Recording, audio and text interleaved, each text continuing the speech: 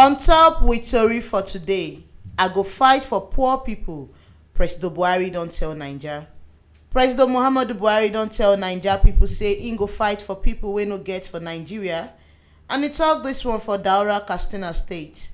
E tok say im go use im second term for office to see say life of Naija people tanda well, as im go put body well for the people wey no get at all and people wey no too get for the country. When e dey follow leaders of different communities from 5 local government areas of Daura Emirate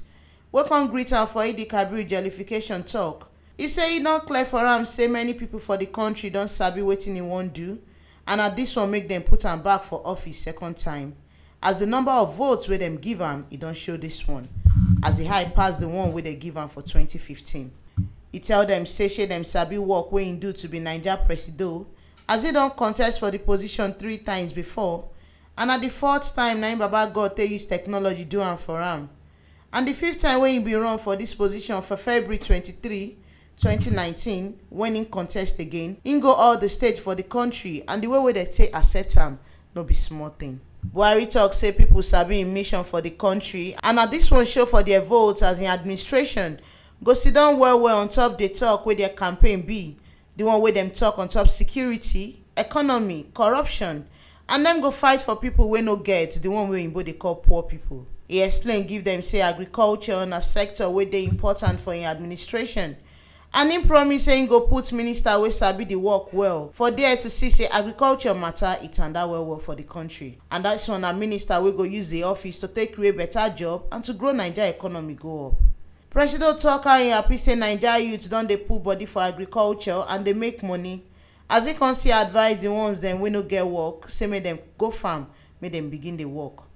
E come tell dem say im administration go do better for farmers dem, as the people don see wetin dem do with fertilizer matter for the country, and say agriculture na im be the power wey Nigeria get. Honourable Yusuf Bello Mai-Aduwa wey be one of the leaders for the delegation,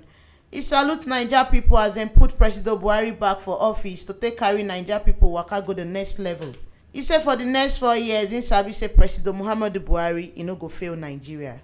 Another community leader wey dey dis place, Dana Mohammed Saleh, e tok say all the communities wey dey under Daura Emirate don give better gbosa give Presido Muhammadu Buhari unto the bill wey im sign to put Federal Polytechnic for Daura, the one wey be say dem be complain say dis kind school e no dey for youth, the one wey wan read and go better school. Permanent Secretary, Ministry of Information, Ajia Talatu Nasiru, she yarn say Presido Buhari government don empower many women, as dem don get business and dem don get poultry. Daura community come pray for Presido Muhammadu Buhari and say make im continue to dey do the work and the plan wey im get for Naija people with better mind. Make im dey fear Baba God and make im dey follow truth, and make im no forget to put wetin the poor and the people wey no get at all wetin dem need for im own mind.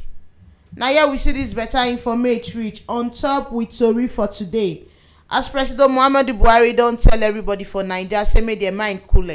as im go put people wey no get at all for mind well for dis second term for office. Make una no forget say dis ogbonge informate so na T-Live Media na im bring am come gidigba put for una.